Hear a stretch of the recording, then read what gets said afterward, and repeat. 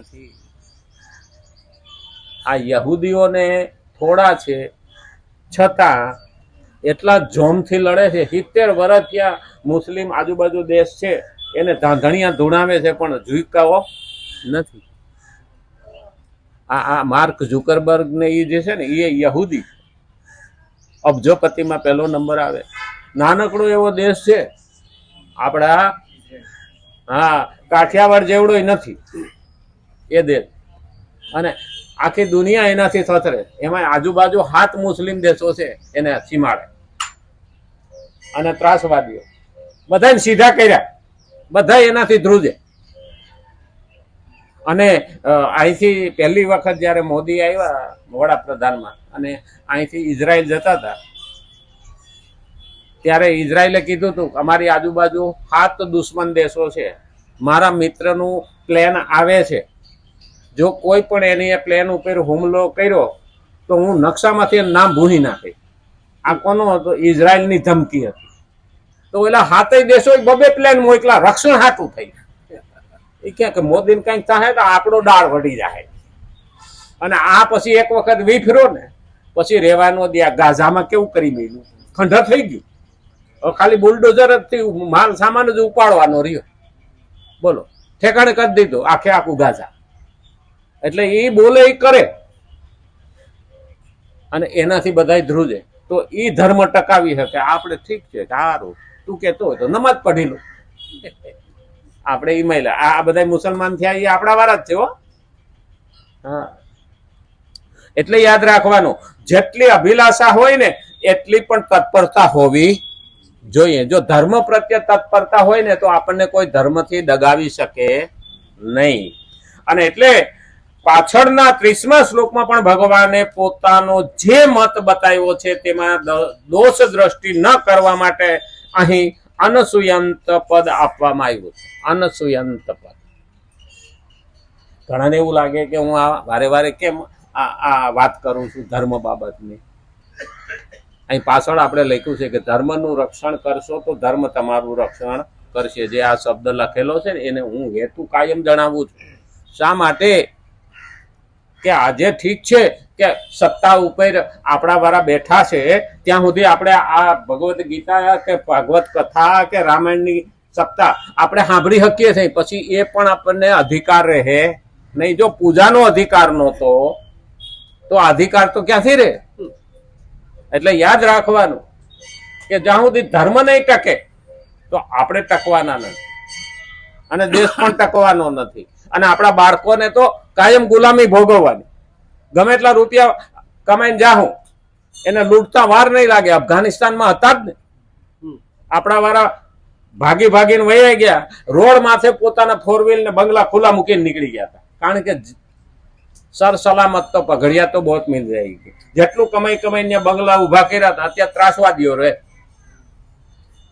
એટલે જ કે આ લોકોને કમાવા દો, એ આપણું જ છે ને, કે લૂંટી લે.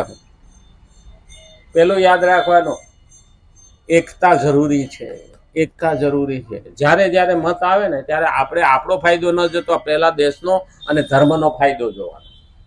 અને એટલે જ ભગવાને અનસુયંત પદ આપવામાં આવ્યું છે. ગુણોમાં દોષ દેખવો એને અસૂયા કહે છે. અસૂયા માને દોષ દ્રષ્ટિ.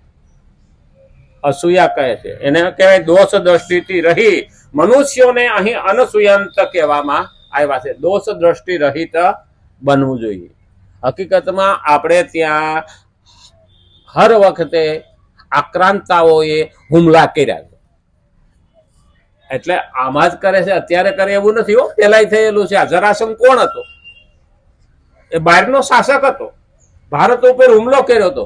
પોતાની સંસ્કૃતિ એને આપણા ઉપર નાખવી હતી જરાસંઘ.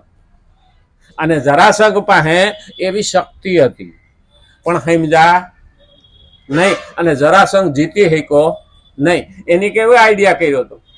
ભારતમાં ઘૂસવા હાટું એની દીકરી કંસાયરે પરણાવી, એટલે એનું હાલે ને, અને ભારતમાં આવી શકે. અટાણે ઈ જ છે. અંગ્રેજોને આવવું હતું, એની દીકરી અહીંના રાજાના છોકરા એને પરણાવી. કોણ? પાયલોટ હતો છે કે નહીં? આ જરાસંઘ વાળી વાત આવી કે ન આવી? મહાભારતની અંદર જે લખેલું છે એ અત્યારે થઈ રહ્યું છે. આવું જયારે થાય ને ત્યારે મહાભારત થાય. કારણ કે આપણા ધર્મને તોડવા હાટું થઈ અને જરાસંઘે પોતાની દીકરીને કંસાયરે પરણાવ્યા પછી એની આખી સંસ્કૃતિ બદલવાનો કારસો કર્યો અને એમાં કૃષ્ણ આવ્યા એટલે એનું કામ અધૂરું રહી ગયું. પોતાને મરવાનો વાર આવ્યો. ભગવાને એને માર્યો નહીં, ભીમને મારવાનું કહ્યું હતું કે આ બે માંથી એક થયો છે, બે ફાડિયામાંથી એક થયો છે. ભીમને કુસ્તીમાં એ કે અહીંયા એની કોઈ રક્ષણ નહીં હોય અને ચીરિયા કરીને નાખ્યા. ભીમ કંટાળ્યો કે આ પાછો ભેગો થઈ જાય, શું કરું? હા, એટલે ભગવાને પાછા દાંતણની ચીરીઓ કરી, એક આમ નાખીને એક આમ નાખી એવો ઈશારો કર્યો કે આને આમ નાખ આને આમ નાખ. એટલે એકને આમ નાખ્યું ને એકને આમ નાખ્યું. સીધું નહીં નાખવાનું, એટલે કે ભેગું થાહે નહીં. જરાસંઘને આવી રીતે માર્યો. એટલે મારવા તો પડે હો, હવે માર્યા વિના સુધરે નહીં. આપણે એક થાવું ને તો મારવા વાળા તો બેઠા જ છે. આપણે મારી હકશું નહીં પણ મત તો આપી હકશું.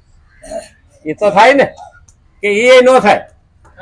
હા, એ યાદ રાખવાનું. હમણાં ચૂંટણી આવશે ને એટલે ચૂંટણી તો હું આતાણ મ્યુનિસિપાલિટીની આવશે.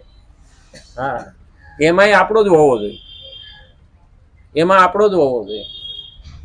પછી ધારાસભાની આવશે એટલે ગાંધીનગર, એમાંય આપણો જ હોવો જોઈએ. અને પછી લોકસભાની આવશે દિલ્હીની, એમાંય આપણો જ હોવો જોઈએ. હા, બધે પંચાયત થી માંડીને પાર્લામેન્ટ સુધી આપણો હોવો જોઈએ. અને તો જ આ કામ આવશે.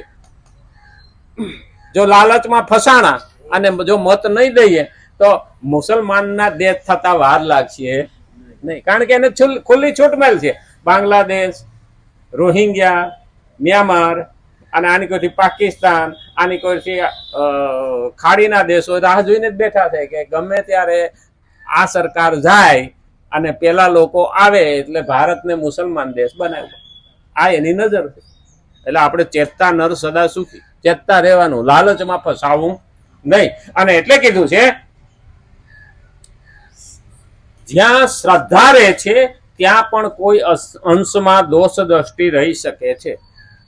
શ્રદ્ધા રહીએ ને તો પણ અંદર દોષ દ્રષ્ટિ આવી શકે. આપણે આંધળી શ્રદ્ધા કહીએ, ખબર છે?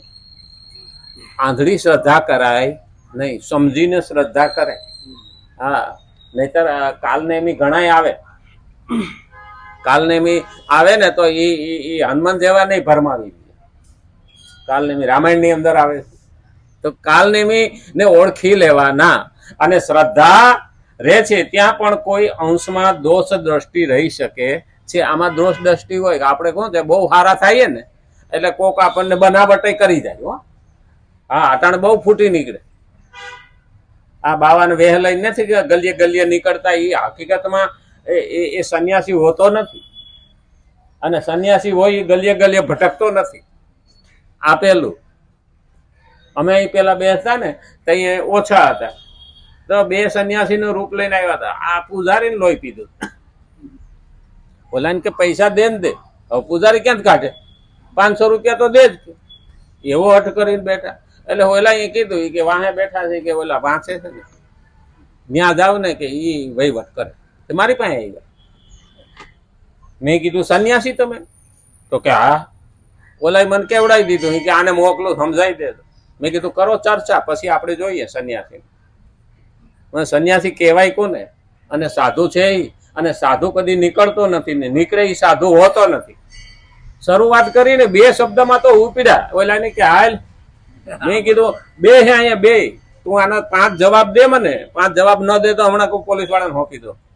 એ ગયા તે દીના દેખાણા નથી. આજ 12 વર્ષ થઈ.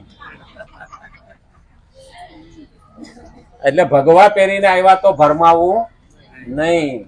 હું ભગવાનનો વિરોધી નથી. હા, પણ ભગવાનની અંદર દૂધની બોટલમાં દારૂ હોય તો ખબર શું પડે? ઉપર દૂધની બોટલનું લેબલ હોય એમ ભગવા પહેર્યા હોય પણ અંદર હરામખોર હોય તો? એટલે પેલા યાદ રાખવાનું, કોઈ પણ નો મીઠું બોલતો આવે ને તો પણ એનો વિશ્વાસ કરવો નહીં. અને ઘેરે ઘેરે આવે ને તો પેલા એ કાં તો સીઆઈડી હોય કાં તો આપણા ઘરની રેકી કરવા આવ્યા હોય અને કાં તો આપણા ઘરમાં કોઈ ના હોય ને તો આપણા બૈરા ઉપર હુમલો કરવા આવે. આવું ઘટના બને છે. ગલીમાં કોઈ ના હોય તો આ ઘટના બને છે. એટલે ધ્યાન રાખવાનું, ચેતતા રહેવાનું. અત્યારે એ લોકો છે ને, માણસ કે ને કે બુઝાતો દીવો જો પ્રકાશ વધારે આપે, એમ આ લોકોનું હમણાં હાલતું નથી ને, એટલે વધારે ઉધામા કરે. એટલે ધ્યાન રાખવાનું. તો આજ તો ટાઈમ થઈ ગયો ને, આવતીકાલે છે. રામચંદ્ર ભગવાન કૃષ્ણ કનૈયા લાલ કી, ગજાનંદ ગણપતિ ભગવાન કી, નમઃ પાર્વતી પતિ હર હર મહાદેવ.